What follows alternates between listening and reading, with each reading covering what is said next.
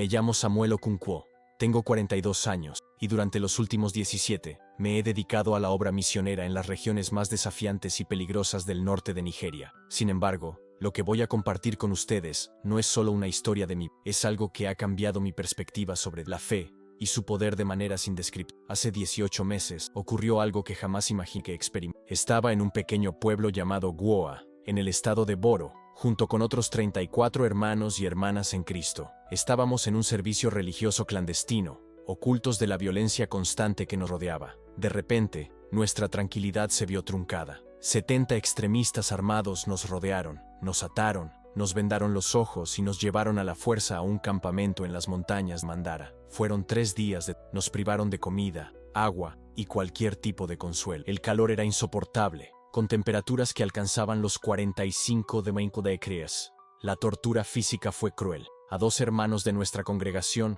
les rompieron los dedos uno a uno con alicates oxidados, simplemente por negarse a renunciar a su fe. Al anochecer del tercer día, el líder del grupo, un hombre con visibles marcas rituales en el rostro, se nos acercó e hizo un anuncio aterrador. Al amanecer, seríamos ejecutados públicamente. Querían usarnos como ejemplo para todos los que se atrevieran a profanar sus tierras sagradas. Nos pusieron en fila, con las manos atadas a la espalda, de rodillas, con machetes y otras armas letales a pocos metros de distancia, listos para acabar con nuestras vidas al amanecer. Al despuntar el alba, el líder levantó los brazos, anunciando el inicio de la masacre. Fue en ese preciso instante que ocurrió algo completamente inexplicable, algo que ningún ser humano podría haber previsto ni comprendido. Lo que vivimos allí, lo que presenciaron los extremistas, desafía cualquier explicación lógica, científica o meteorológica. Y les aseguro, ante Dios, que cada palabra que digo es 100% cierta. Todo sucedió con tanta claridad y viveza, como si estuviera grabado en mí. Y eso es precisamente lo que quiero contarles ahora. Cómo Dios, en su misericordia, intervino en ese momento crítico y nos salvó de una muerte segura. Pero antes de continuar, quiero compartir cómo empezó todo. Era enero de 2023, un mes en el que el mundo celebraba el Año Nuevo. Yo estaba en Jos, en el centro de Nigeria, dirigiendo una pequeña escuela bíblica. Mi esposa, Grace, y nuestros 3 hijos acababan de regresar de visitar a sus abuelos. Vivíamos en un momento de paz y alegría, con una congregación amorosa y un ministerio en crecimiento. La tarde del 2 de enero, mientras oraba en mi estudio, ocurrió algo inesperado. Estaba leyendo Isaías cuando, de repente, las palabras del capítulo 68 saltaron de la página como si ardieran en llamas. Fue entonces cuando escuché claramente la voz del Señor que decía: ¿A quién enviaré? ¿Quién irá por nosotros? Sin dudarlo respondí: aquí estoy, Señor, envíame a mí. Y entonces ocurrió algo aún más extraordinario. Una visión vívida apareció ante mis ojos, como en una película. Vi los rostros de niños hambrientos, mujeres llorando, hombres sosteniendo escaleras vacías. Vi iglesias quemadas, Biblias carbonizadas, cruces derribadas, y todo aquello pertenecía claramente al norte de Nigeria, al estado de Boro, epicentro de la violencia extremista. En mi corazón, una voz dijo: Samuel, mis ovejas están siendo perseguidas y masacradas. Necesitan un pastor dispuesto a dar la vida por ellas. ¿Irás? Cuando compartí esta visión con Grace, su reacción fue devastadora. Ella sabía lo que significaba, sabía el riesgo que correría. Pero a pesar del miedo, Dios había tocado mi corazón y ya no podía ignorar el llamado. Nunca olvidaré la expresión de Grace cuando le compartí mi decisión. Su rostro pasó de la sorpresa a la incredulidad y finalmente al terror absoluto. No podía entender. Samuel, ¿te has vuelto loco? Boro State, allí están matando cristianos, atacan pueblos enteros cada semana. ¿Cómo se te ocurre siquiera llevarnos a ese infierno? Y tenía razón. En los últimos años, más de 30 personas han muerto en el noreste de Nigeria a causa de los extremistas. La violencia era indescriptible. Iglesias incendiadas, pastores decapitados, familias enteras masacradas durante los servicios. La escena era de terror absoluto. Sabía que no sería fácil. No me llevo a toda la familia, expliqué. Primero iré sola. Me reuniré con los hermanos en Cristo allí. Revisaré la situación y luego, si es necesario, volveré por ti. Grace lloró durante. Mis hijos, aunque no entendían del todo lo que estaba pasando, percibían la tensión en el ambiente. Emmanuel, mi hijo mayor, de 15 años, me confrontó una noche. Papá, ¿por qué quieres ir a un lugar donde podrían matarte? La respuesta era sencilla, y sabía que necesitaba entenderla. Hijo, ¿recuerdas la historia de la oveja perdida? A veces, un pastor tiene que arriesgar su vida por la oveja que corre mayor. La misión estaba clara para mí. Sabía que Dios me llamaba a estar con quienes más necesitaban ayuda, incluso si eso significaba enfrentarse a la muerte. Cuando mis compañeros pastores se enteraron de mis planes, convocaron una reunión de emergencia. El pastor Ibrahim, mi mentor de toda la vida, me agarró de los hombros con lágrimas en los ojos. Samuel, he perdido a 17 seminaristas que enviamos al norte en los últimos 5 años. Los quemaron vivos, los crucificaron. ¿Estás seguro de que es Dios quien te habla? ¿Y no solo tu propio celo imprudente? Era una pregunta válida. A veces, la línea entre nuestro deseo de ser héroes y el verdadero llamado de Dios es delgada. Así que, durante 3 semanas, ayuné, oré y busqué confirmación en las Escrituras. Fue durante este periodo de búsqueda que la respuesta llegó de forma sorprendente. Una mañana, mientras desayunaba con mi familia, sonó el teléfono. El número no me resultaba familiar. La voz al otro lado era apenas audible, como si susurrara: «¿Pastor Samuel Okonkwo?». Respondí: «Sí, soy yo». La voz continuó: «Me llamo Caleb, soy creyente de Guoa, estado de Bor. Nuestra iglesia clandestina ha estado orando por un pastor que nos ayude. Anoche, en nuestra reunión de oración, una hermana tuvo una visión de un hombre llamado Samuel que venía de Jo para fortalecernos». «¿Eres tú, Samuel?». Un escalofrío me recorrió el cuerpo. Nunca había compartido mis planes con nadie fuera de mi círculo inmediato en Jo. Esa llamada fue la confirmación divina que tanto buscaba. 3 días después, estaba en camino, con una pequeña maleta, mi Biblia, y el corazón dividido entre el miedo y la certeza de estar en el centro de la voluntad de Dios. El viaje, que normalmente tomaría 12 horas, se alargó casi 30 debido a los numerosos controles militares y zonas restringidas. Si este testimonio te conmueve, compártelo con alguien que necesite recordar que Dios aún obra milagros en los lugares más oscuros del mundo. Llegué a Maiduguri, la capital del estado de Boro, una tarde abrasadora de... El calor era tan intenso que el asfalto parecía derretirse bajo mis pies. En la estación de autobuses, me esperaba un joven de 19 años llamado Timothy. Sus ojos, a pesar de ser tan jóvenes, ya reflejaban el peso de un sufrimiento que ningún ser humano debería soportar. Me saludó con una mirada seria, como si supiera que la verdadera batalla apenas comenzaba. «Bienvenido a Borneo, Pastor Samuel», susurró Timothy mientras nos abríamos paso entre la multitud. «Mira, no menciones que eres pastor ni cristiano. Las paredes oyen». Me condujo por un laberinto de calles estrechas hasta una casa anodina en el segundo piso de un edificio sencillo, donde pasaría los próximos meses. El ambiente era modesto, sin aire acondicionado, un colchón delgado en el suelo, un ventilador que solo funcionaba cuando había electricidad, lo cual no era frecuente, y una pequeña ventana que daba a un patio. «Esta noche conocerás a unos hermanos», dijo Timothy antes de despedirse. «Prepárate para caminar mucho. Nunca nos hemos visto 2 veces en el mismo lugar». Esa noche, estaba a punto de vivir algo que jamás imaginé. La primera reunión clandestina fue en un sótano, en lo profundo de un taller de reparación de motocicletas. Las únicas fuentes de luz eran las velas parpadeantes que iluminaban Biblias viejas y desgastadas, algunas con páginas faltantes, otras cosidas a mano con hilos de esperanza. Sus rostros estaban marcados por el dolor pero había algo más, algo imposible, una llama en sus ojos que solo podía provenir del Espíritu Santo. Caleb, un hombre de unos 50 años con una cicatriz visible en la mejilla izquierda, me presentó. «Hermanos y hermanas, Dios ha escuchado nuestras oraciones. Envió al pastor Samuel de Jo para fortalecernos». Una anciana rompió a llorar suavemente. «Gracias, Jesús», susurró. «Han pasado 3 años desde la última vez que escuchamos un sermón de un pastor ordenado». Esa noche, me contaron sus historias. Esther perdió a su esposo y a sus 2 hijos en un ataque a su aldea. José fue torturado durante 17 días por negarse a negar a Cristo. Las cicatrices en su espalda eran testimonio de su fe inquebrantable. Débora, una mujer de 22 años, había escapado tras ser secuestrada y obligada a casarse con un extremista. Ahora vivía escondida, sabiendo que, si la encontraban, sería ejecutada públicamente por apostasía. Me sentí completamente incompetente ante tantos. ¿Qué podía enseñarles a estos hermanos que ya habían experimentado el verdadero costo del discipulado? «Pastor, necesitamos su conocimiento de las Escrituras», dijo Caleb, como si me leyera el pensamiento. «Muchos de nosotros no tenemos formación teológica. Algunos ni siquiera saben leer. Necesitamos una base sólida para no perdernos en esta oscuridad». Así comenzó mi ministerio. Durante el día, me hacía pasar por un comerciante de Jos, explorando oportunidades de negocio. Por la noche, nos reuníamos en lugares secretos, sótano, trastiendas y a veces, incluso al aire libre bajo las estrellas, susurrando palabras de... Desarrollamos un sistema sencillo pero eficaz de estudio bíblico. Cada creyente memorizaba un capítulo entero convirtiéndose en una Biblia viviente. Si alguien era capturado y su Biblia destruida, la palabra de Dios seguiría viva en la memoria de sus seguidores. Después de 6 semanas, Caleb me hizo una propuesta que lo cambiaría todo. Pastor, hay un pueblo llamado Goa, a 4 horas de aquí, en las montañas. Tenemos hermanos allí que están completamente aislados. Han perdido a sus líderes y están a punto de abandonar su fe. ¿Estaría dispuesto a visitarlos? La ruta a Goa era notoriamente peligrosa. 3 puestos de control extremistas, caminos ocultos, patrullas constantes, pero sabía que el llamado de Dios era mayor que cualquier riesgo. Pero ¿cómo negarme? ¿No era para eso que Dios me había enviado allí?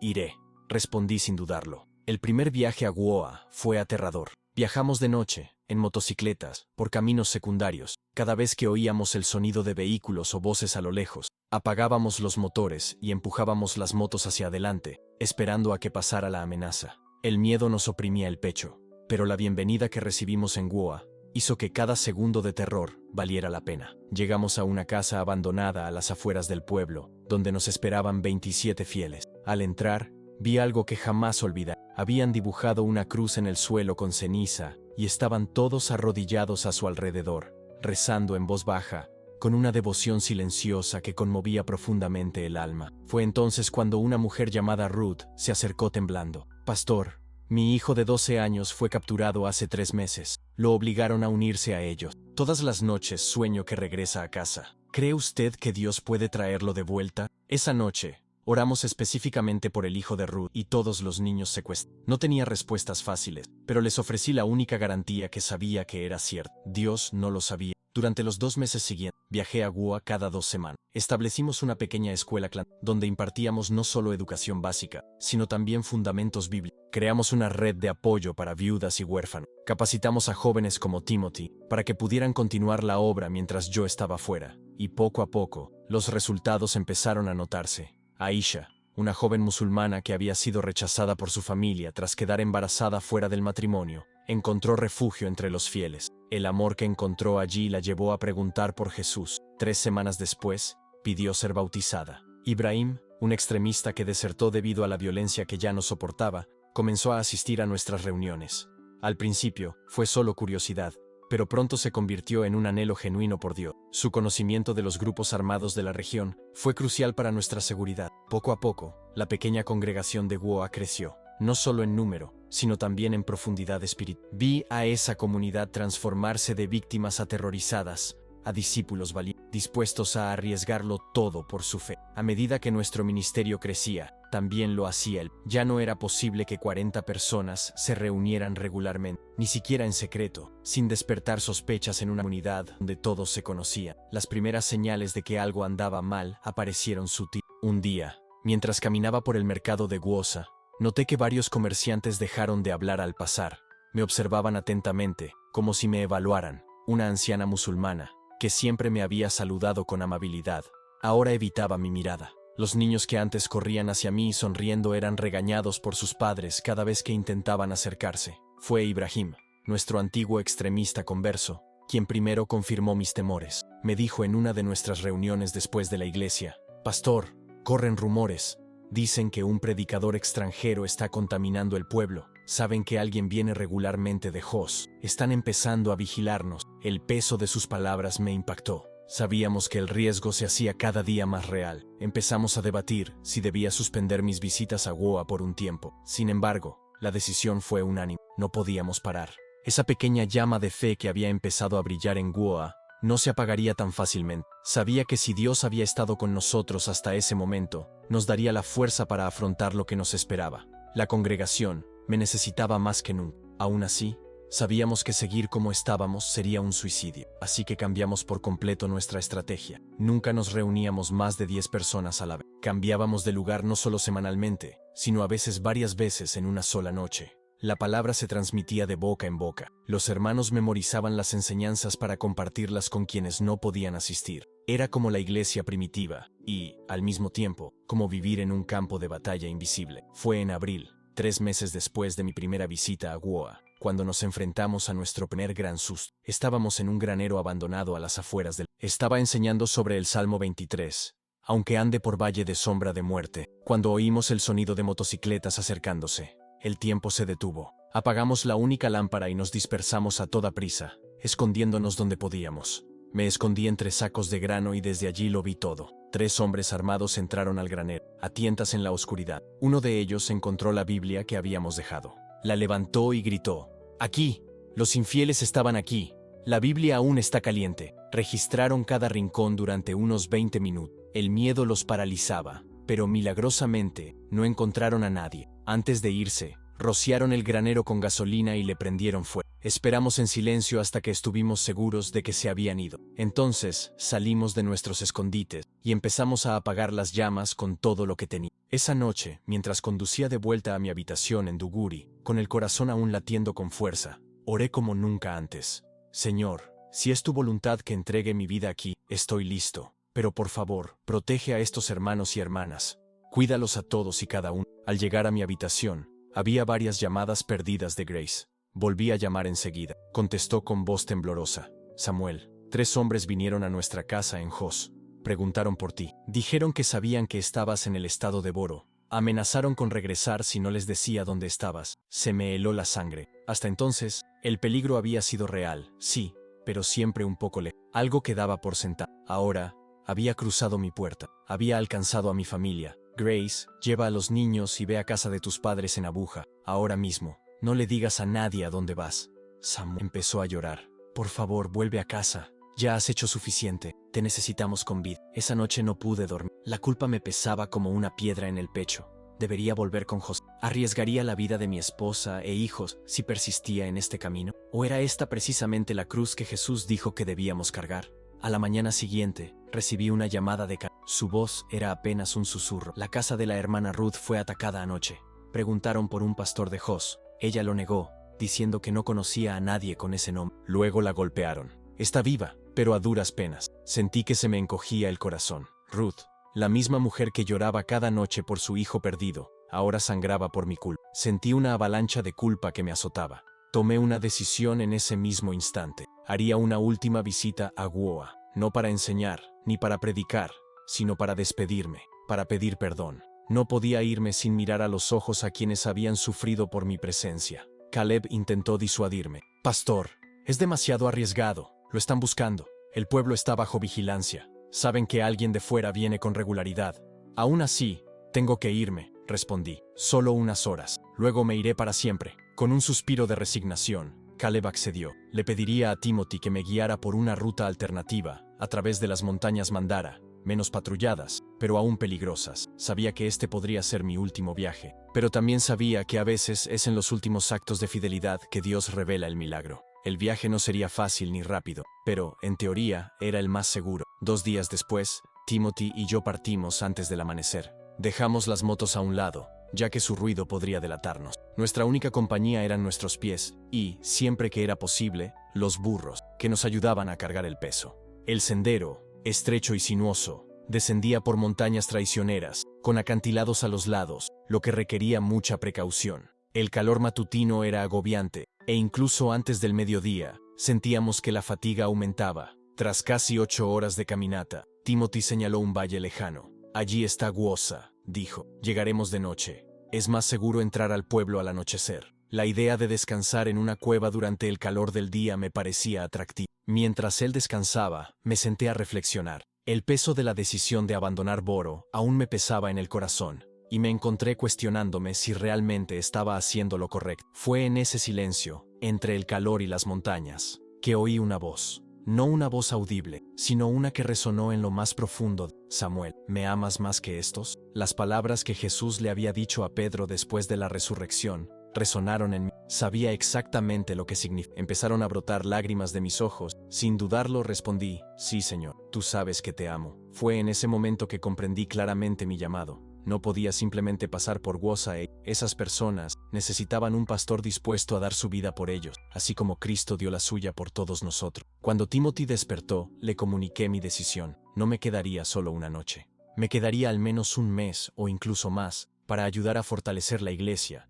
y prepararlos para lo que vendría cuando yo ya no estuviera. Me miró, quizás un poco sorprendido, pero también preocupado. «¿Y su familia, pastor?», preguntó. Respondí con una sonrisa tranquila: «Mi familia está en manos de Dios. Y usted, ahora, también es mío». Seguimos caminando y llegamos a Guosa al anochecer, siguiendo los nuevos protocolos de seguridad. Timothy me llevó directamente a la casa donde Ruth se recuperaba de sus heridas. Lo que encontré allí fue devastador. Ruth, con la cara tan hinchada que apenas podía abrir los ojos. Tenía los brazos cubiertos de quemaduras de cigarrillo y 2 uñas arrancadas. No sabía qué decir ni qué hacer. Cuando me vio, sus ojos intentaron sonreír, aunque apenas podía hablar. Pastor, susurró. Sabía que vendría. En ese momento, no pude contener las lágrimas. El dolor era inmenso, y sentí que, de alguna manera, había fallado. Ruth, lo siento mucho, dije con la voz entrecortada. Ella, con las pocas fuerzas que le quedaban, me apretó la mano y respondió, no, pastor, no es tu culpa, es culpa de la oscuridad que teme al... Tú trajiste la luz aguosa.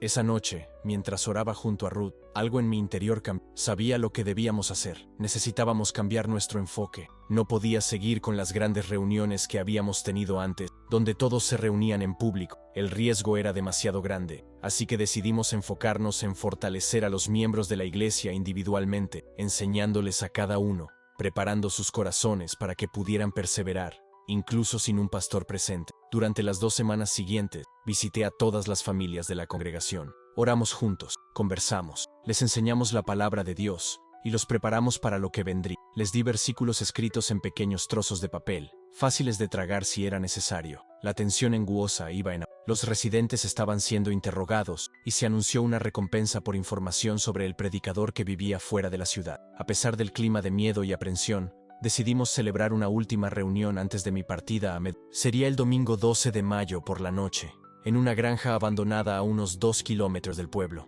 Era una oportunidad para estar juntos por última vez, compartir pan y vino en memoria de Cristo, y fortalecer nuestra fe a pesar de los peligros que nos rodeaban. Sabíamos que sería una noche de despedidas, pero también de reafirmación de nuestra fe. Si tu fe se está poniendo a prueba, si los vientos de la adversidad soplan con fuerza, cuéntanos a qué te dinos que, a pesar de las circunstancias, permaneces fiel. Ese era el mensaje que queríamos dejar. La situación era difícil, pero yo sabía que la luz de Cristo, por pequeña que fuera, no podía extinguir. El domingo 12 de mayo amaneció como ningún. El cielo, normalmente de un azul inmenso e implacable, estaba cubierto de densas nubes, tan oscuras que parecían presagiar algo terrible. En Boro, el sol solía brillar implacablemente, haciendo el calor casi insoportable, pero ese día el clima se sentía amenazador. El cielo gris se cernía sobre Guosa, como si el propio clima se estuviera preparando para lo que estaba por venir. Pasé toda la mañana orando, pidiendo a Dios fuerza para la que sería nuestra última comunión por un tiempo. Elegí Hebreos 10, 23, 25 para compartir con la congregación porque sentí que les llegó al corazón. Mantengamos firme la profesión de nuestra esperanza,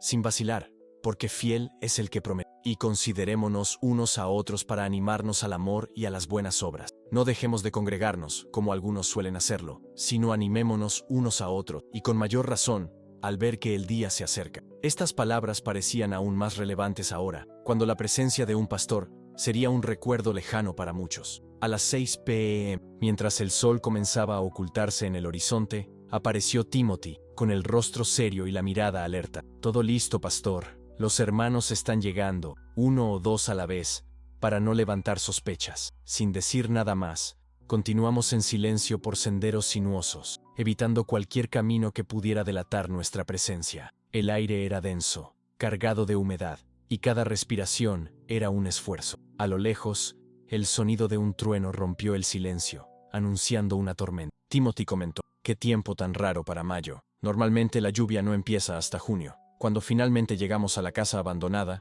sentí una emoción indescriptible. Había entre 30 y 40 fieles de todas las edades reunidos en el granero principal. El lugar era sencillo y rudimentario, con suelo de tierra y una sola lámpara de queroseno que iluminaba tenuemente la habitación. Ruth estaba allí, aún visiblemente afectada por sus heridas, pero lo suficiente como para sentarse sola. Ibrahim permanecía en la puerta, vigilante, atento a cualquier señal de peligro. Caleb, de Maiduguri, había viajado desde muy lejos solo para estar con nosotros en esta última reunión. Comenzamos con un canto suave, apenas audible para quienes estaban afuera. «Grande es tu fidelidad», cantamos en susurros, con la voz cargada de emoción, y muchos tenían lágrimas en los ojos. Luego compartí un mensaje sobre la firmeza en las dificultades, y cómo la iglesia primitiva había florecido incluso bajo una persecución implacable. Les recordé que, a pesar de las pruebas, La fidelidad de Dios nunca falla. Cuando llegó la hora de la comunión, saqué el pequeño paquete que había traído. El pan pita estaba envuelto en un paño limpio, y la botellita de jugo de uva estaba allí,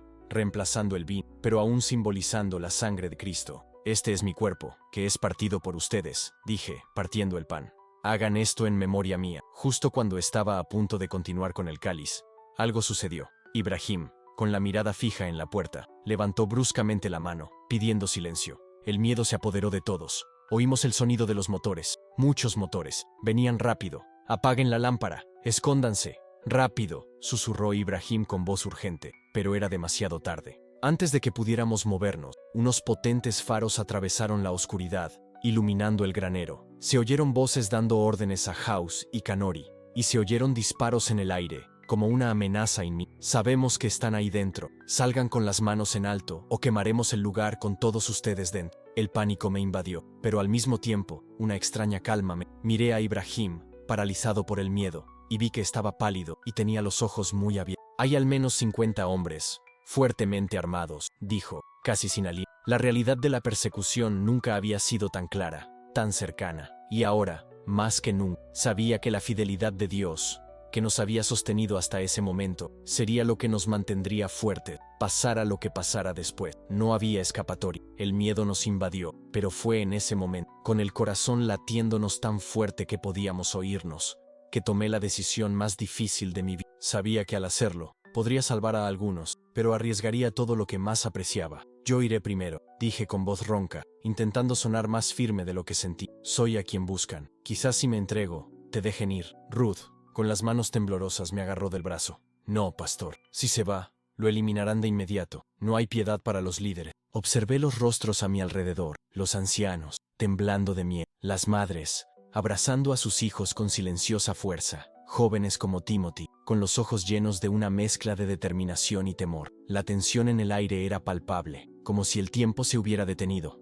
La voz de afuera volvió a gritar. Última advertencia. Tienen 30 segundos o abriremos fuego. El reloj parecía haberse detenido. El latido del corazón se hacía cada vez más fuerte. Oremos, dije, tomando las manos de quienes estaban más cerca de mí. La oración fue breve pero intensa. Padre, en tus manos encomendamos nuestros espíritus. Si hoy entramos en tu presencia, te pedimos valentía para afrontar lo que venga. Si tienes otro plan para nosotros, te pedimos un milagro. Después de orar, la decisión estaba tomada. Miré a todos y dije, con una serenidad que desconocía, nos iremos con dignidad, como los cristianos del Coliseo, sin gritar, sin rogar, con la frente en alto, sabiendo a quién servimos. Caleb, que estaba en la puerta, la abrió con un movimiento suave. La luz brillante de docenas de linternas y faros nos cegó por un momento, pero al acostumbrarme a la luz, vi el círculo de muerte que se formaba a nuestro alrededor. Unos 70 hombres, armados con rifles, machetes e incluso lanzagranadas, nos rodearon. Su líder,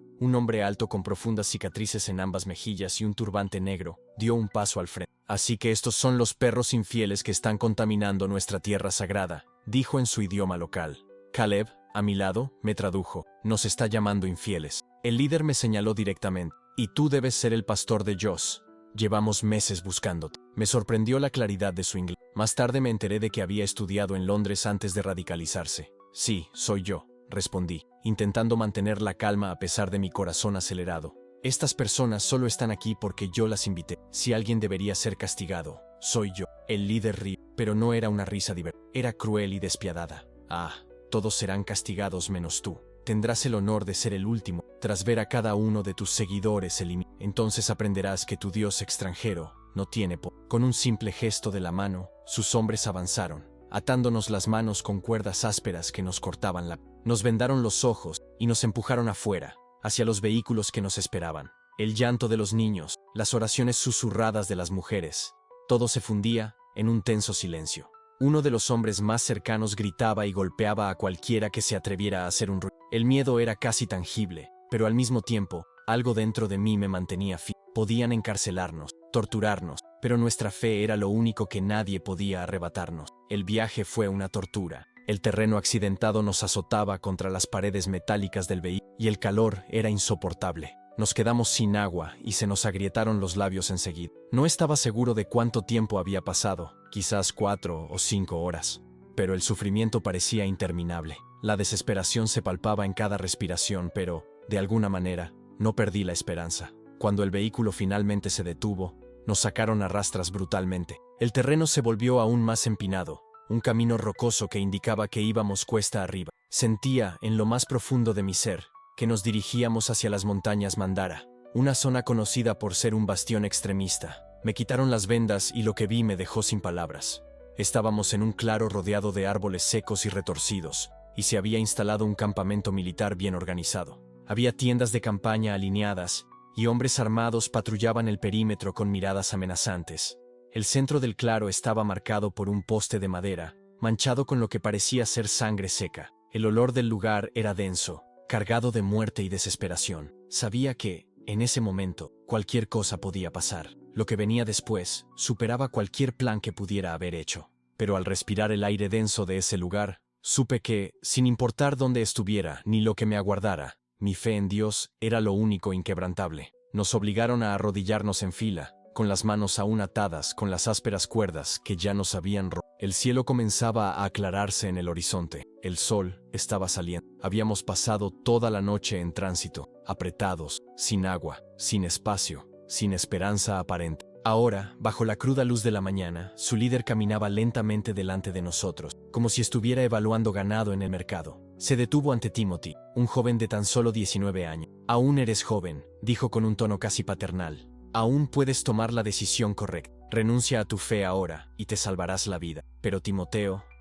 lo miró fijamente a los ojos, con una firmeza que solo alguien lleno del Espíritu podía reunir. «Mi vida está escondida en Cristo», dijo sin pausa. «Puedes llevarte mi cuerpo, pero mi alma ya está a salvo». La bofetada fue tan rápida como violenta. El crujido resonó en el aire quieto, y arrojó a Timothy al suelo polvoriento. El líder escupió junto a él. «Idiota, te daremos tiempo para que reconsideres esta tontería». Luego vinieron los interrogatorios, uno por uno. Llevaron a las mujeres a una tienda aparte, y hasta el día de hoy, lo que imagino que ocurrió allí me duele más que todo lo que sufrimos. En cuanto a los hombres, nos golpeaban, nos presionaban para que les diésemos información sobre otras iglesias, misioneros extranjeros, cualquier conexión con el gobierno o el ejército. Ellos ansiaban control, pero nuestro anhelo era diferente, de ayuda, de liberación, de agua, de Dios. Sin comida, sin agua, solo el sol implacable, quemando nuestra piel ya magulla. Por la noche, nos ataban a estacas clavadas en el suelo. Los mosquitos nos devoraban como si supieran que nadie vendría a proteger. Ruth, a mi izquierda, comenzó a susurrar versos. Su voz era baja, pero cada palabra parecía cortar la oscuridad como una cuchilla. «Aunque ande por valle de sombra de muerte, no temeré mal alguno, porque tú estás conmigo». Caleb estaba al otro, golpeado hasta el punto de apenas poder respirar. Sus palabras eran arrastradas, dolorosas. «Pastor, si no sobrevivo, dígale a mi esposa y a mis hijos que los amo y que nos veremos en la gloria». «Sobrevivirás, hermano», respondí, pero para ser sincero, ni siquiera me lo creía. El segundo día fue aún más cruel. Decidieron empezar lo que llamaron el juego del arrepentimiento. La estrategia fue simple y cobarde. Uno a uno, llevaron a los creyentes al frente. Les mostraron una jarra de agua cristalina y les dijeron: «Digan que Jesús es un falso profeta y podrán beber». El primero fue Joshua, un hombre de 67 años. Apenas podía mantenerse en pie. Tenía los labios agrietados, secos y sangrantes. Miró la imagen en el agua, luego a nosotros, respiró hondo, y con una voz tan ronca que apenas se oía, dijo: «He seguido a Cristo durante 40 años. No lo negaré ni por un sorbo de agua. Mi Señor tuvo sed de mí en la...». Sin dudarlo, el hombre que lo interrogaba lo golpeó con la culata de... Joshua cayó inconsciente, pero ninguno de nosotros se rindió. Algunos lloraron, todos temblaron, pero nadie dijo que Jesús era falso. Y con cada no, la ira de nuestros captores crecía. Y luego fue mi turno. El líder, igual que antes, se acercó lentamente. Esta vez, él mismo sostenía el frasco. Estaba sudoroso, tenía polvo en su turbante, pero sus ojos estaban fijos en mí, como si supiera que era el momento decisivo. «Tú eres el pastor», dijo con desprecio, «el jefe de estas ovejas insensatas. Si renuncias a tu Dios, todos los demás te seguirán. Puedes salvar vidas hoy». Y en ese momento, la tentación fue real. No era solo el agua, era la oportunidad de acabar con su sufrimiento. Era la idea de que, tal vez, podría salvar a mis hermanos con una simple sentencia. Bastaba con negarlo, bastaba con mentir. Solo una vez, solo para proteger a los demás. Pero en ese momento, el Espíritu Santo habló con más fuerza en mi corazón. Recordé a todos los que se habían mantenido firmes hasta ese momento. El rostro de Ruth, el cuerpo quebrantado de Caleb, la fe audaz de Timoteo. Recordé a Cristo colgado en la cruz, sediento, herido, burlado, y, sin embargo, fiel hasta el fin. Respiré profundamente. No puedo negar a quien me salvó, respondí, ni por el agua, ni por la vida. Mi Señor es digno. El líder entrecerró los ojos, y el frasco cayó al suelo, rompiéndose en 1000 pedazos. En ese momento, supe que el sufrimiento estaba lejos de terminar, pero también supe, con una certeza que ninguna tortura podría borrar, que no estaba sola, y que, pasara lo que pasara, Dios seguiría siendo Dios y estaría con nosotros hasta el fin. Pensé en lo fácil que sería ceder, simplemente decir las palabras que quería. Quizás entonces estos queridos hermanos podrían sobrevivir, evitar el sufrimiento. Pero en ese momento, recordé las palabras de Jesús. A cualquiera que me niegue delante de los hombres, yo también lo negaré delante de mi Padre que está en los cielos. Miré al líder a los ojos, y le dije con toda la convicción que Cristo murió por mí. Lo mínimo que puedo hacer es estar dispuesto a morir por él. Su mirada se retorció de rabia, como si presenciara algo insoportable. Con un movimiento repentino, arrojó el agua al suelo, donde la tierra sedienta la absorbió rápidamente, como si la naturaleza misma intentara tragársela toda. Y entonces me golpeó, no solo un golpe, sino varios, hasta que el mundo a mi alrededor se oscureció. El dolor me envolvió por completo. Cuando desperté, ya era de noche. Tenía el lado izquierdo de la cara hinchado y el ojo casi cerrado. Tenía algunos dientes flojos y un sabor metálico a sangre me llenaba la boca. Pero, extrañamente, sentí una paz profunda, una paz inexplicable. Había superado la prueba. No había negado a Cristo. Y esto me brindó un consuelo inexplicable, incluso ante todo el dolor. Timothy, que estaba muy cerca de mí, susurró, casi con miedo. «Pastor, ¿está despierto?» «Sí, hijo», respondí, intentando calmarlo, aunque mi voz sonaba débil y cansada. De fondo, oía a los guardias hablando. Hablaban de lo que ocurriría al amanecer, de lo que estaba a punto de suceder. Al amanecer, comenzarán las ejecuciones, dijo uno de ellos. Empezarán con los niños, luego con las mujeres y finalmente con los hombres. Sus palabras me golpearon en el estómago. Niños. ¿De verdad iban a matar niños? Apenas podía creer lo que oía. La voz de Timothy temblaba al preguntar, ¿estás seguro? Y respondió sin dudarlo, sí.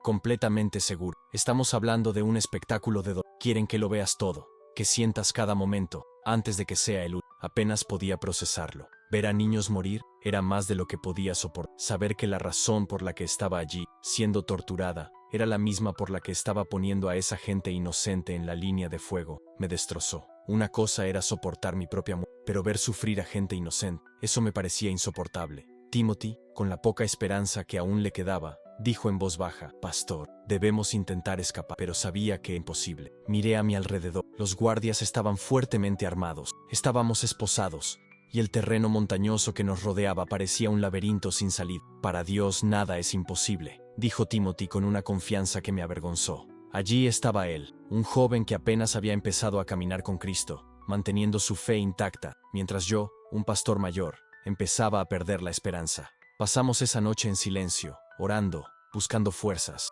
Intenté aferrarme a las escrituras que había memorizado a lo largo de los años, repitiéndolas como un mantra, porque para mí, vivir es Cristo, y morir es ganancia. Estoy convencido de que ni la muerte ni la vida podrán separarnos del amor de Dios en Cristo Jesús, Señor nuestro. Y también, preciosa es a los ojos del Señor la muerte de su santo. Cada versículo fue un ancla para mi alma en esa tormenta de dolor y miedo. Alrededor de la medianoche, comenzó a formarse una tormenta. El cielo se iluminó con relámpagos, seguidos de truenos lejanos. Los guardias, nerviosos por el clima, comenzaron a buscar refugio, dejándonos expuestos a la lluvia. El agua helada nos cayó encima, pero pareció traernos algo de alivio, una sensación de renovación en medio del caos. A las 3 de la madrugada, el líder apareció, salió de su tienda, caminó hasta donde estábamos atados y se paró frente a mí. Me miró con desprecio y dijo con una sonrisa irónica, «Pastor, he decidido no esperar hasta el amanecer. La ejecución comenzará ahora.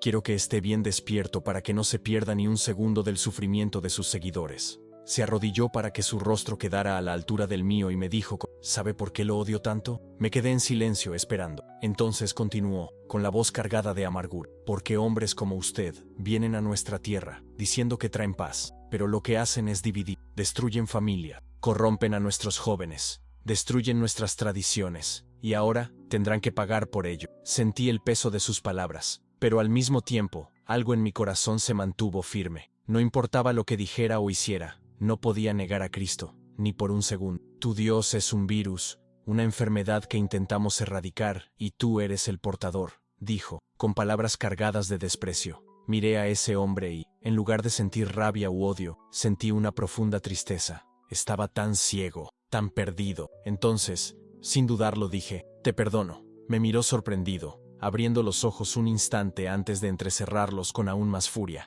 No necesito tu perdón, perro infiel, respondió con veneno en sus palabras. Pronto descubrirás que tu Dios no existe. Cuando clames a Él, no te responderá, y verás caer a tus preciosos fieles, uno a uno. Se levantó de golpe, gritando órdenes a sus hombres. En cuestión de segundos, empezaron a reunir machetes, cuchillos y un rifle. Estos serían los instrumentos de nuestra ejecución. Pero entonces ocurrió algo extraordinario. Ruth, quien se había mantenido firme a pesar del dolor y el miedo, comenzó a cantar. Al principio, su voz era baja, apenas audible, pero pronto los demás se unieron y la canción se extendió como un reguero de pólvora. Grande es tu fidelidad, oh Dios. Padre mío, no hay sombra de cambio incluso aquellos heridos, con sus cuerpos marcados por el tormento, cantaron la canción. Fue nuestra última declaración de fe, nuestro testimonio ante quienes nos perseguían. Los soldados gritaron, intentaron silenciarnos por la fuerza, golpearon a algunos, pero la canción continuó. Cada golpe que recibíamos parecía fortalecer nuestra determinación, nuestra confianza en Dios. El cielo sobre nosotros se oscurecía cada vez más, no solo por la noche, sino por la tormenta que se acercaba. Los relámpagos iluminaban las nubes, y el fuerte viento sacudía las tiendas, levantando polvo a nuestro alrededor. Incluso en medio del terror, podía sentir la presencia de Dios vívidamente, como si estuviera allí, con nosotros, a cada segundo. Eran alrededor de las 4:15 a.m., cuando el líder finalmente dio la orden. El cielo ya estaba completamente negro, pero no era por la noche. Las nubes de tormenta parecían engullirlo todo. Los relámpagos se volvieron tan constantes que la escena ante nosotros parecía casi apocalíptica, iluminada únicamente por estos rayos que perforaban la oscuridad. Fue entonces cuando vi lo que temía. 2 guardias habían arrastrado a una niña de 7 años llamada Mercy al centro del claro. Era hija de una de las viudas que se había unido a nuestra comunidad secreta. Mercy tenía los ojos brillantes y siempre estaba cerca, ayudando a repartir himnos en nuestras reuniones secretas. Su madre gritó desesperada, forcejeando contra las cuerdas que la ataban, hasta que empezó a sangrar por sus muñecas. Llévame, por favor, llévame a mí. Pero el líder se limitó a sonreír con crueldad. Paciencia, mujer, ya llegará tu turno. Mercy, a pesar de todo su miedo, no lloró. Temblaba, sí, pero su valentía era inquebrantable. Uno de los hombres sostenía un machete, listo para cumplir la orden de su líder. Y fue en ese momento, con lágrimas corriendo por mi rostro, que vi algo que jamás olvidé. Los labios de Mercy se movieron. Estaba rezando, incluso ante la muerte inminente, con todo a su alrededor desmoronándose. Habló con su Padre Celestial. La escena era tan surrealista, tan sagrada, que apenas podía creer lo que veía. El líder levantó la mano, listo para señalar la vida de Mercy. La tensión era palpable. 34 de nosotros, fieles, atrapados e impotentes, contuvimos la respiración, esperando el fin. Pero entonces algo sucedió, algo imposible. Un relámpago tan intenso y brillante rasgó el cielo que por un instante pareció que había llegado el día, desgarrando la noche. El rayo impactó en un árbol cercano, partiéndolo por la mitad con un crujido ensordecedor. La tierra tembló bajo nuestros pies. El ruido fue tan fuerte que parecía una señal de que algo sobrenatural estaba a punto de suceder. La mitad del árbol en llamas se desplomó, justo entre Mercy y su torturador, obligando al hombre a retroceder para evitar ser aplastado. El sonido del torso al partirse por la mitad fue ensordecedor, pero eso no fue lo que nos dejó sin palabras. Fue lo que sucedió después.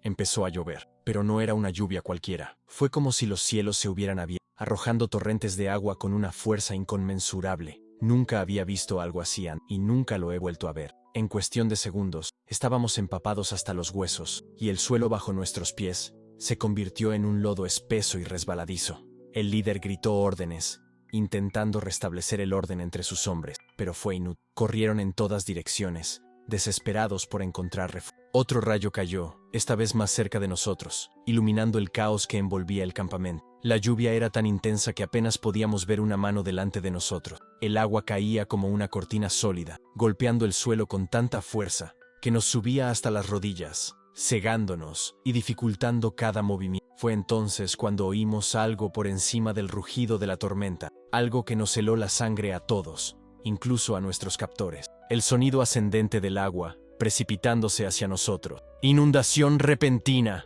gritó alguien con terror en la voz. Y en ese momento, supimos que no era una tormenta cualquiera. Las montañas Mandara eran conocidas por sus inundaciones repentinas, que llegaban con una fuerza abrumadora. Cuando llovía con fuerza, el agua se precipitaba por barrancos y gargantas con una fuerza capaz de destruir todo a su paso.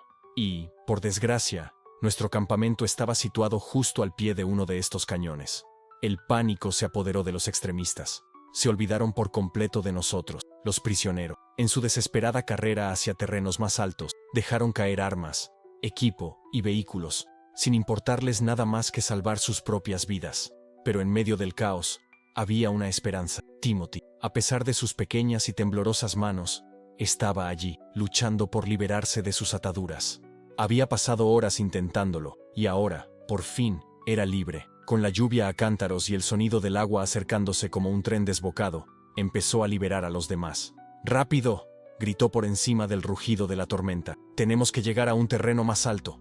El agua casi había llegado. La oíamos venir, rugiendo con la furia de una avalancha. Solo teníamos un minuto antes de que fuera demasiado tarde. Con las manos aún entumecidas, pero finalmente libres, nos pusimos manos a la obra rápidamente, desatando a los demás. Las cuerdas, ahora empapadas, eran más difíciles de soltar, pero no había tiempo que perder. A algunos tuvieron que arrastrarlos, con las cuerdas aún alrededor de las muñecas, porque no hubo tiempo suficiente para liberarlos por completo. Caleb, con las costillas rotas, apenas podía moverse. Ibrahim y yo lo levantamos, sujetándolo entre nosotros mientras intentábamos subir la pendiente resbaladiza. Ruth, ignorando sus propias heridas, ayudó a salvar a un niño, a pesar de estar tan agotada y herida como nosotros. El dolor ya no importaba. Cuando finalmente llegamos a un punto más alto, a unos 20 metros sobre el campamento, miré hacia atrás y vi la pared de agua acercándose. Era como un monstruo, tragándose todo a su paso. El agua tenía al menos 3 metros de altura, arrasando con rocas, árboles y todo lo que podía llevar. El sonido era ensordecedor, como si la tierra misma gritara. Las tiendas desaparecieron en segundos. Los vehículos fueron arrancados del suelo y volcados como juguetes,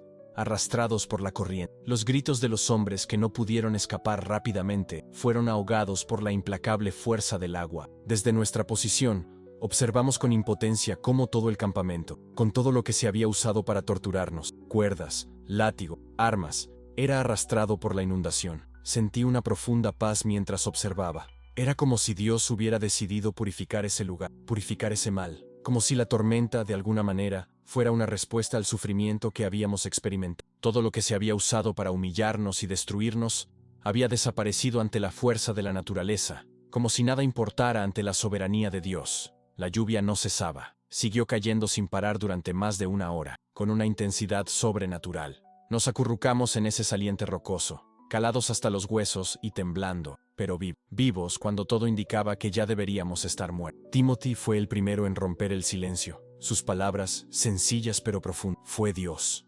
Nos miró con una mirada que lo decía todo. Envió la tormenta justo cuando la necesitábamos. No hay otra explicación. La tormenta llegó en el momento perfecto, con una fuerza tremenda. La inundación arrasó el campamento de nuestros captores, dándonos el tiempo justo para escapar. Ruth, incluso en medio del dolor y el miedo, rompió a llorar. Pero sus lágrimas no eran de terror ni de trauma, eran de gratitud. «El Señor peleó por nosotros», dijo entre sollozos, como si reviviera el milagro de los israelitas en el Mar Rojo. Uno a uno, a pesar del cansancio y el dolor, comenzamos a alabar a Dios en la cornisa de la montaña. Algunos cantamos, otros simplemente alzamos las manos al cielo. Fue una imagen que nunca olvidaré. 35 fieles, golpeados, hambrientos y empapados, alabando a Dios por su intervención milagrosa.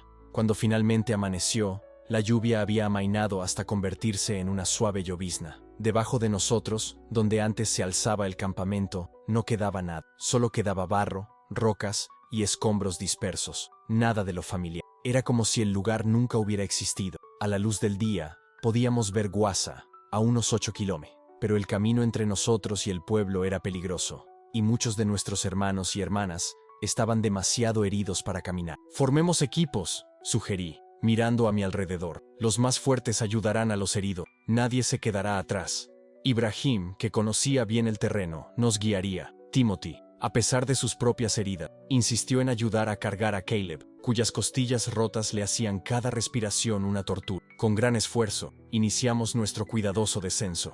El camino estaba resbaladizo, y varias veces, alguien estuvo a punto de caerse por un precipicio. Pero nos mantuvimos unidos, animándonos mutuamente y descansando con frecuencia para que los más débiles pudieran recuperar el aliento. Mientras caminábamos lentamente, una idea me rondaba la cabeza. Algo que no había podido deshacerme desde nuestra liberación. Recordé lo que el líder de los captores había dicho antes, con tanta seguridad y desprecio, que Dios no nos respondería, que nuestro Dios no existía. En el preciso instante en que esas palabras salieron de su boca, Dios respondió. Truenos y relámpagos resonaron como una respuesta divina, tan poderosa como las de antaño en el monte Sí. Ruth asintió. Como está escrito, sabrán que yo soy el Señor, cuando ejecute mis juicios sobre ellos. La profundidad de esas palabras me acompañó el resto del... A mitad de camino hacia Guasa, nos topamos con algo inesperado. Era el líder de los extremistas, sentado solo en una roca, con la mirada perdida en la distancia. Su ropa estaba hecha jirones, su rostro cubierto de cortes y arañazos.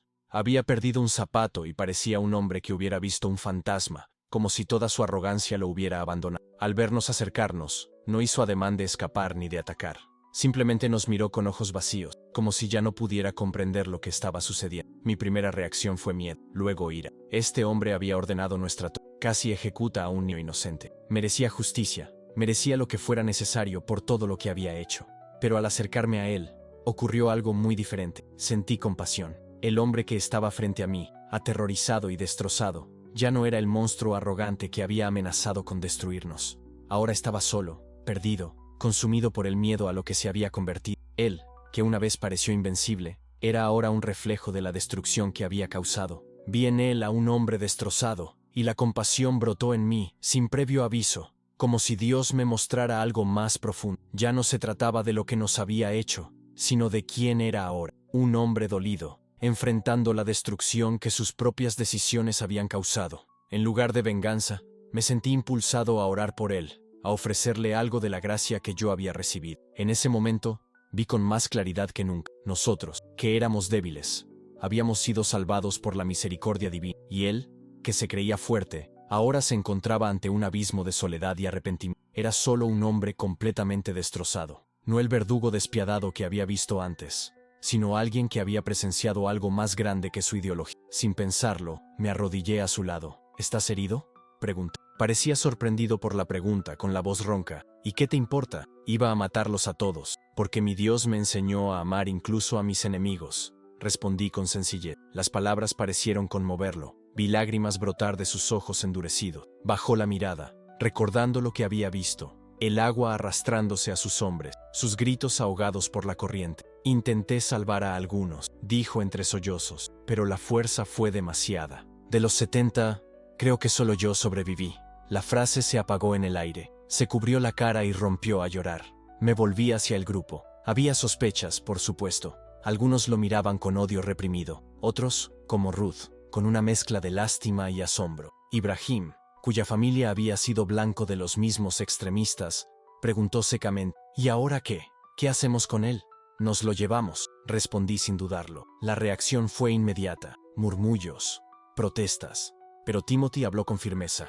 Si Dios nos salvó para demostrar su poder, quizás salvó a este hombre por la misma razón. Eso cortó el aire. Ayudamos a Abdul a ponerse de pie. Le ofrecimos agua de una botella encontrada entre los escombros y lo llamamos por su nombre. ¿Por qué nos ayudas?, preguntó Abdul con recelo mientras caminábamos hacia Guasa. Después de lo que te hice. Ruth, con voz temblorosa, respondió. Porque creemos en un Dios que da segundas oportunidades. La sencillez de su respuesta silenció a quienes buscaban venganza. Piénsenlo. La mujer a la que había golpeado extendiendo misericordia a su propio torturador. Fue como ver el evangelio vivido allí, en el barro y el frío. Al acercarnos al pueblo, algunas figuras comenzaron a correr en la distancia. La noticia de nuestra liberación se había extendido. Familias nos esperaban con abrazos, lágrimas y reencuentros que parecían sacados de otro. Madres se lanzaron a los brazos de sus hijos. Esposos encontraron a esposas que creían perdidas. La alegría era tan real que dolía. Cuando vieron a Abdul entre nosotros, el ambiente cambió al instante. Se oyeron gritos de reconocimiento.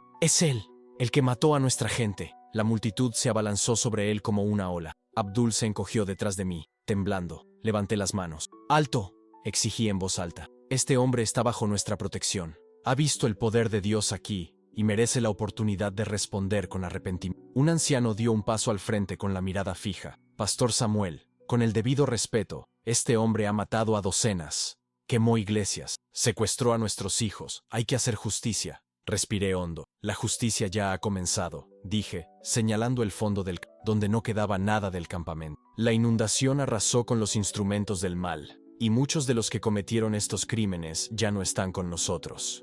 No digo que olvidemos lo sucedido, digo que Dios nos ha dado una oportunidad, no para ignorar el sufrimiento, sino para dar la verdad a quienes ya lo han perdido todo. La verdad que transforma, que llama al arrepentimiento. Si alguien quiere confesar y pedir perdón, que lo haga ante Dios y nuestro pueblo. Esta es la justicia que sana, no solo castiga. Se hizo un silencio denso. Abdul, todavía encorvado, se secó la cara con las manos callosas. No tengo excusas, murmuró. Me enseñaron a odiar. Me enseñaron que eran enemigos. Vi lo que el odio me hizo. Hoy vi algo que no entiendo. Amor en medio del agua, en ruinas.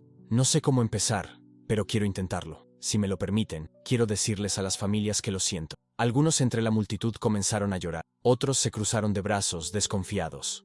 Ofrecí hacer público el proceso, una confesión, disculpas y, si la gente quería, la oportunidad de que Abdul ayudara a recoger como parte de su restitución. No prometo que será fácil, advertí, pero la justicia también implica restaurar cuando sea posible. En los días siguientes, Abdul habló. No fue una absolución instantánea. Muchos seguían heridos por la pérdida y el recuerdo, pero también hubo quienes quisieron escuchar. Visitó a familias, asistió a oraciones y trabajó junto a quienes había ayudado a destruir. Hubo momentos tensos, incluso hubo maldiciones y puertas cerradas. Y también hubo sorpresas, manos tomadas, lágrimas compartidas, pequeños inicios de reconciliación. Para mí, lo más difícil fue ver que el mismo orgullo que había hecho cruel ahora estaba destrozado. Estaba aferrado al dolor que ha causado, y en eso encontré una razón para no responder al odio con más odio. El perdón no borró el recuerdo, pero empezó a romper el ciclo. Al reflexionar sobre todo eso, la tormenta que llegó en el momento justo, la inundación que trajo el mal,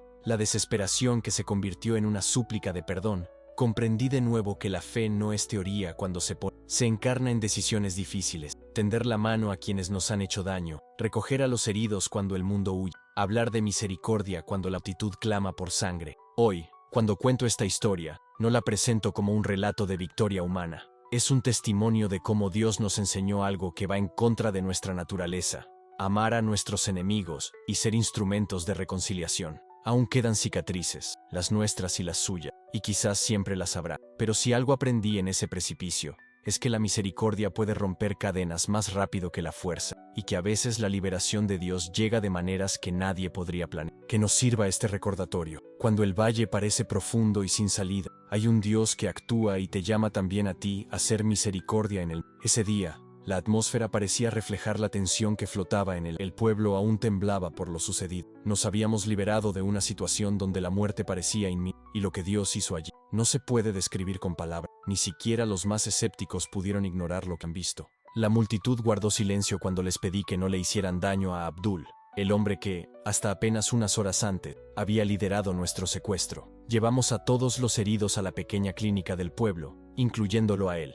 Nadie dijo gran cosa. El dolor era visible, tanto en el cuerpo como en el alma. Esa noche, nos reunimos para compartir lo que habíamos vivido. La plaza estaba abarrotada. La gente estaba sentada, de pie, en las ventanas, en los tejados. Todos querían escuchar el milagro. Mientras hablaba de la tormenta que apareció de la nada y nos salvó, vi a Abdul al fondo, tranquilo, con la mirada fija en mí. Cuando mencioné el momento exacto en que empezó a llover, lo vi llorar. No pudo contenerlo. Escuchó cada palabra como quien oye por primera vez que hay esperanza para quienes están en él. Después de la reunión, vino a verme, con la mirada baja y la voz entrecortada.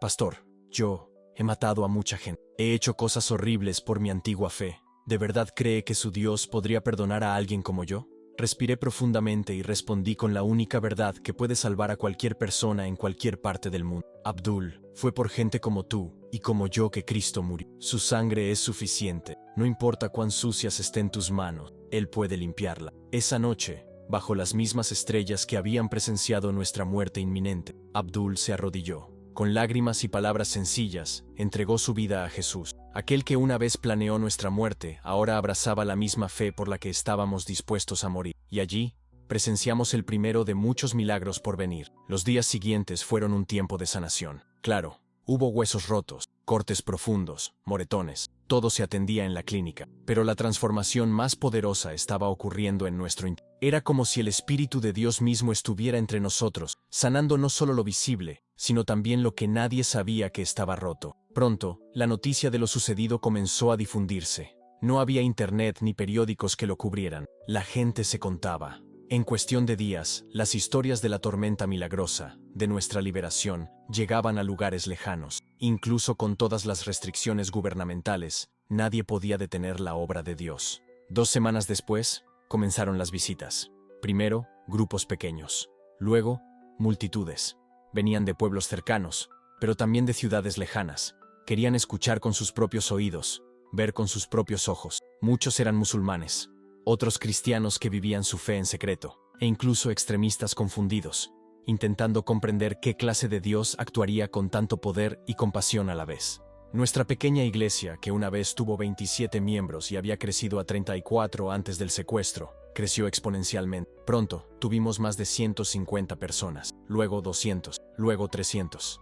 Todos los domingos, ya no nos escondíamos. ¿Cómo podíamos permanecer en silencio después de lo que había? Comenzamos a celebrar nuestros servicios al aire libre, justo bajo el cielo que una vez se abrió para derramar la salvación sobre nosotros. Y allí, en medio de todos, estaba Abdul. El mismo hombre que una vez lideró la muerte de muchos cristianos, ahora se convertía en una de las voces más fuertes que proclamaban el poder transformador de Jesús. La vida de Abdul se convirtió en un testimonio vivo. Cada vez que hablaba, se rompían corazones. No porque hablara con belleza, sino porque era imposible negar lo que Dios había obrado en él. De asesino a hermano, de perseguidor a predicador, de enemigo de la cruz a siervo de Cristo resucitado. Y esto, hermano mío, hermana mía, es la gracia de Dios.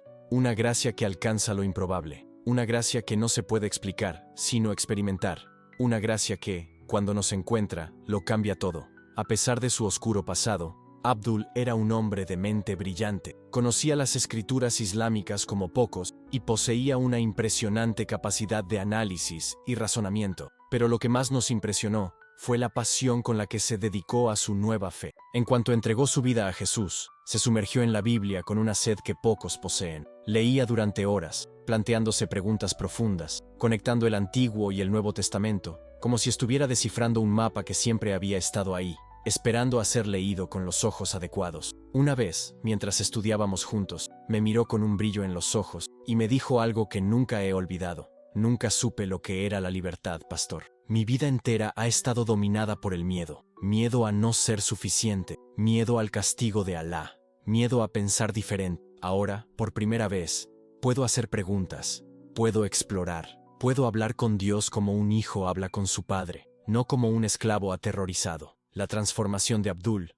no se limitó a él mismo. Empezó a conectar con otros, especialmente con quienes, como él, provenían del extremismo. Con viejos contactos, organizó reuniones secretas. No hubo debates agresivos ni confrontaciones. Hubo testimonios. Habló con honestidad, contando su historia, explicando por qué abandonó la violencia y encontró la paz en Cristo. Algunos lo rechazaron de plano, llamándolo traidor, pero otros lo escucharon. Durante años nos enseñaron que los cristianos eran nuestros enemigos, dijo, pero cuando estaba a punto de matarlos, fueron ellos quienes me trataron con compasión. Y cuando su Dios intervino, no fue para destruirnos, sino para salvarnos, a todos, incluso a mí. En los primeros 3 meses tras nuestra liberación, 17 extremistas entregaron su vida a Jesús. Cada uno fue un milagro, un corazón transformado, un alma rescatada de la oscuridad y llevada a la luz. Era como si el cielo mismo estuviera de celebración, semana tras semana. Y no fue solo entre los hombres donde Dios se movió. Ruth, quien había sido severamente golpeada y marcada por la violencia, ahora dirigía un ministerio para mujeres musulmanas. Su rostro, antes desfigurado, ahora albergaba una belleza que solo puede venir de arriba. Con su formación como enfermera, llevó atención médica básica a pueblos olvidados, a la vez que difundía el amor de Cristo con sabiduría y discreción. Una tarde, llegó una mujer musulmana con su hijo en brazos. El niño se encontraba en estado crítico, con fiebre alta y convulsiones. El hospital más cercano estaba a 4 horas de distancia, y no había tiempo. Ruth miró a su madre, que ya estaba llorando, y dijo con voz entrecortada, «No tenemos nada más que hacer, solo podemos rezar». La mujer tomó la mano de Ruth y respondió entre lágrimas, «Entonces ora a tu Dios». Oí lo que te hizo en las montañas. Ruth se arrodilló junto al niño y oró. La oración no fue larga, pero sí profunda. Era una súplica, un clamor. Y allí, delante de todos, vimos cómo la fiebre del niño empezaba a bajar. En menos de una hora, pedía agua. Al anochecer, jugaba como si nunca hubiera estado enfermo. Al día siguiente, aquella madre regresó, pero no vino sola. Traía a otras 5 mujeres de su aldea. Queremos encontrarnos con este Jesús que sana. Y así comenzó algo que ninguno de nosotros podría haber previsto. Un movimiento de sanación, que llegó como una ola después de una tormenta. La gente ya no venía solo para escuchar sobre la liberación que Dios nos había dado, sino para buscar sanación física, emocional y espiritual. Venían pidiendo oración por enfermedades, matrimonios rotos, hijos con adicciones y heridas del alma invisible. Timoteo, nuestro hijo menor, fue uno de los primeros en experimentar la libertad la noche del milagro. Desde entonces, parecía llevar una llama interior. A los 19 años, ya recorría los pueblos vecinos con una audacia sorprendente. Compartía su testimonio con los jóvenes con una pasión contagiosa. Era imposible escucharlo y marcharse con la misma sensación. Su energía era como una chispa que encendía corazones donde quiera que iba. Y su fe, firme como una roca, no se vio afectada por la oposición ni la duda. Era como si cada palabra que pronunciaba cargara con el peso de la verdad que había vivido en carne propia. Durante uno de los encuentros con los jóvenes, recuerdo mirarlos a los ojos y decirles: mientras estábamos atrapados en ese campamento, aprendí que las cadenas más difíciles de romper no son las que nos atan los brazos, sino las que nos atan el corazón. Cadenas de miedo, odio, desesperación. Pero Cristo, Él rompe esas cadenas en un abrir y cerrar de ojos. Y ningún joven se tomó esto tan en serio. En tan solo 6 meses, este joven de 19 años, con más fe que experiencia, había fundado 5 grupos de discipulado en diferentes aldeas. Más de 120 jóvenes se reunían semanalmente para orar, estudiar la palabra y animarse mutuamente. Era como si cada semilla sembrada durante esas noches de sufrimiento hubiera germinado en un nuevo corazón. Mientras tanto, Caleb, quien apenas sobrevivió al secuestro con varias costillas rotas, tomó un camino diferente. En cuanto se recuperó, regresó a Maiduguri. Su corazón ardía en deseos de algo más grande: construir un centro de reconciliación, un lugar donde extremistas y sus víctimas pudieran encontrarse cara a cara, con apoyo pastoral, para recorrer el camino de la sanación. La conversión es el comienzo, dijo una vez. Pero sin reconciliación, la herida permanece abierta. Se necesita un espacio seguro para que el perdón florezca, tanto para quien hirió como para quien fue herido. Con el impacto de nuestra historia, iglesias de toda Nigeria, e incluso del extranjero, se movilizaron. Pronto, los recursos llegaron en masa. Construyendo un centro, nació un centro que pronto se convertiría en un referente internacional para la reconciliación en zonas de pastores, misioneros y trabajadores humanitarios de países vecinos. Vinieron a aprender de lo que Dios estaba haciendo allí. Pero quizás el milagro más difícil de creer ocurrió aquí en Wosa. Antes de que todo ocurriera, nuestro pueblo estaba dividido, literalmente. Cristianos por un lado, musulmanes por el otro. Las interacciones eran mínimas y estaban plagadas de desconfianza. Pero después del milagro, algo inexplicable empezó a cambiar. Durante la temporada de siembra, cristianos y musulmanes comenzaron a trabajar juntos en los campos. Compartían herramientas, semillas e incluso comida. Cuando un hogar musulmán era destruido por un incendio, los primeros en llegar con ayuda eran los cristianos.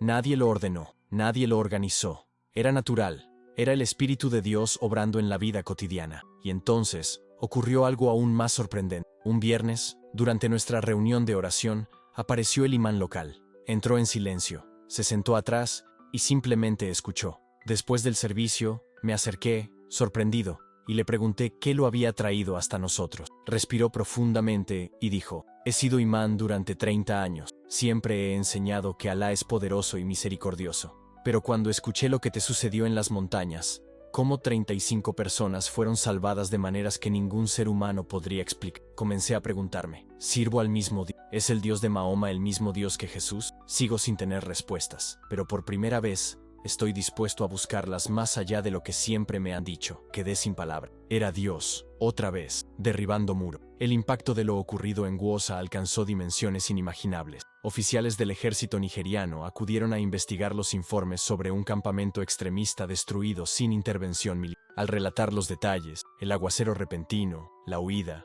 la transformación de Abdul, muchos quedaron visiblemente conmocionados. Un coronel cristiano me tomó de las manos, con los ojos llenos de lágrimas, y dijo: Pastor Samuel, llevamos más de 10 años luchando contra estos grupos.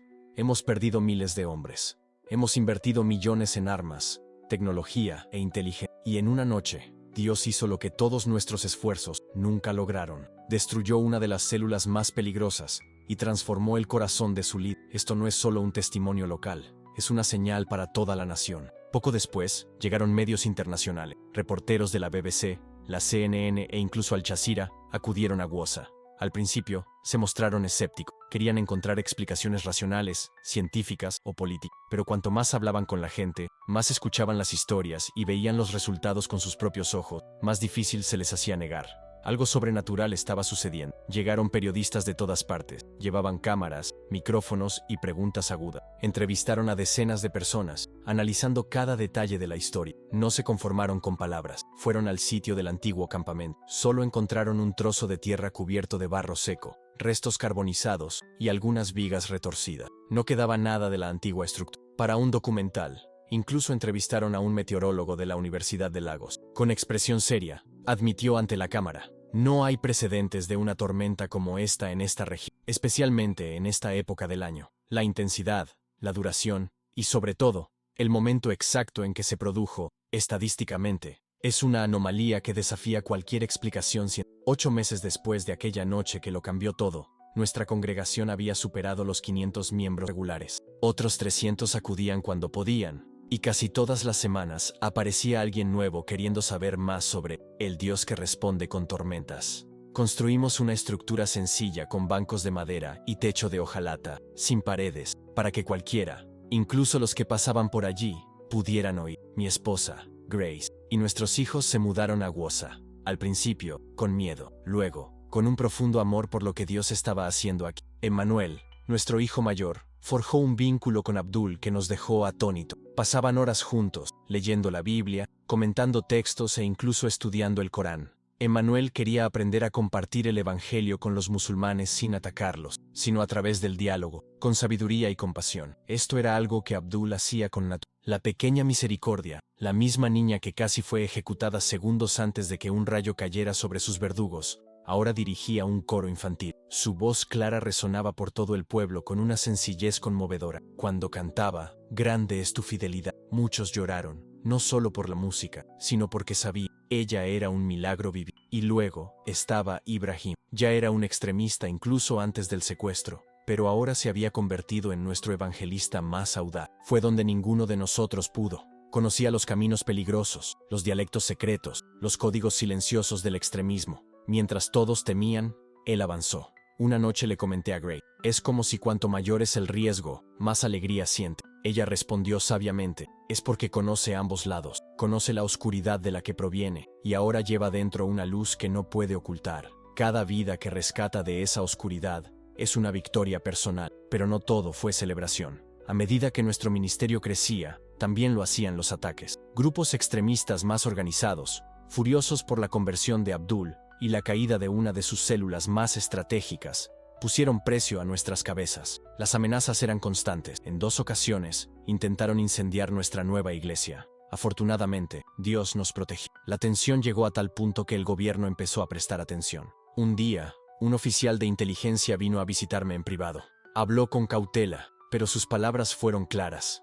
Pastor Samuel, lo que está sucediendo aquí está alterando un equilibrio muy frágil. Su historia está inspirando a los cristianos a levantarse en toda la... Y esto está inquietando a gente peligrosa. Le sugerimos que modere sus actividades, sea más discreto. Lo miré a los ojos y le respondí con firmeza pero con respeto: Señor, entiendo tus preocupaciones, pero si Dios pudo intervenir de esa manera para salvarnos, no fue para callarnos. Nos dio este testimonio por una razón, y no lo sepultaremos en silencio. Seguiremos hablando, seguiremos viviendo, porque Él está vivo. El oficial suspiró antes de despedirse. Lo entiendo, pastor, pero tenga cuidado. No todos los cristianos tendrán el mismo milagro que usted. En aquel momento, sus palabras parecieron una simple advertencia, pero 3 meses después, se convirtieron en una herida abierta en nuestros corazones. Una pequeña iglesia en un pueblo cercano fue atacada durante un servicio. 7 hermanos perdieron la vida ese domingo. El pastor estaba entre ellos. Los atacantes dejaron una cruel nota en el púlpito rentado: no siempre habrá una tormenta que los salve. Eso nos sacudió profundo. Durante días llevé la misma pregunta en el pecho: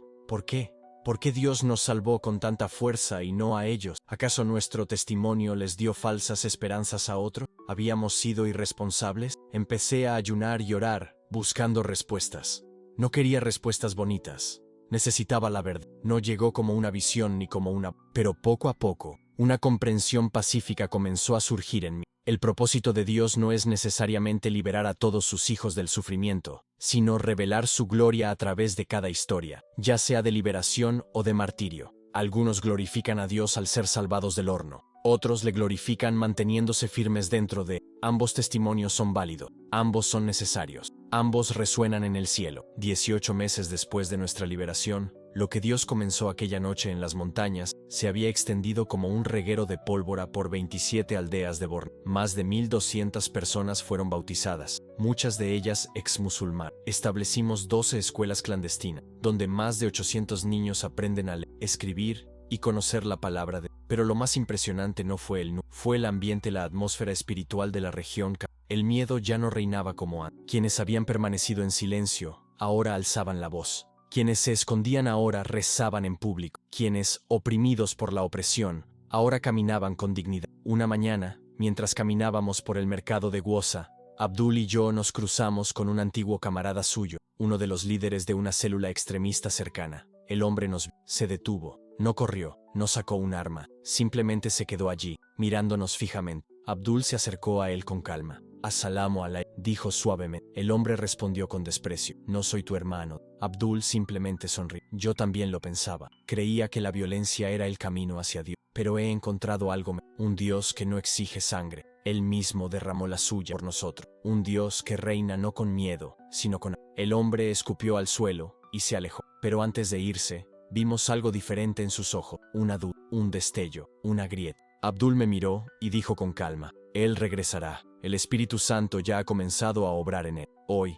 al recordar todo lo que hemos vivido desde aquella increíble noche en las montañas Mandara, me invade una profunda gratitud. La fidelidad de Dios no es una teoría para mí, es una realidad vivida, sudada, llorada y celebrada. Permítanme compartir algunas verdades que el Señor ha escrito en mi corazón, no como alguien que las ha estudiado en un libro, sino como alguien que ha pasado por el horno y ha visto a la cuarta persona caminando dentro de... Aprendí que Dios nunca llega tarde. Cuando estábamos en ese campo, atados, hambrientos, sin esperanza, nuestras oraciones parecían alcanzar el techo del cielo. Pasaron los días, el sol caía a plomo, los verdugos nos miraban como carne a la espera de ser sacrificados, y la pregunta era inevitable: ¿dónde está Dios? Pero ahora lo sé.